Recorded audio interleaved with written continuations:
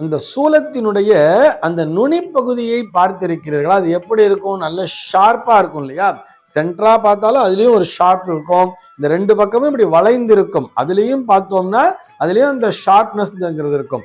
இந்த பக்கம் இச்சா சக்தி, இந்த பக்கம் கிரியா சக்தி, நடுவிலே இருக்கக்கூடியது ஞான சக்தி அப்படின்னு சொல்றார். இந்த ஷார்ப் அப்படின்னு வரும்பொழுது அதனுடைய திறன் என்ன அப்படின்னு சொல்லி பார்த்தோம்னா, அந்த கூர் முனை அப்படிங்கிறது இருக்கு இல்லையா, அதனுடைய திறன் என்னன்னு சொல்லி பார்த்தோம்னா, வெளியிலே இருக்கக்கூடிய சக்திகளை தன்னகத்தே ஈர்க்கக்கூடிய திறனை பெற்றிருக்கும்.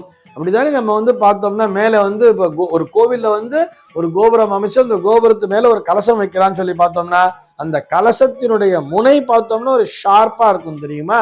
அதே போல்தான் ஒரு மின்னல் கடத்தி அல்லது ஒரு இடி தாங்கியே டவர்லாம் நம்ம சொல்றோம்ல, செல்போன் டவர்லாம் வச்சிருப்பா, அதுல கூட மேல பார்த்தோம்னா ஷார்ப்பா ஒன்று செருகி வச்சிருப்பா. ஒரு இடி அடிக்கிறது அப்படின்னு சொன்னா அந்த மின்னல் அதை தன்னகத்தை ஈர்த்து கொள்ளக்கூடிய திறன் என்பது அந்த கூர் முனைக்கு இருக்கும் தானே.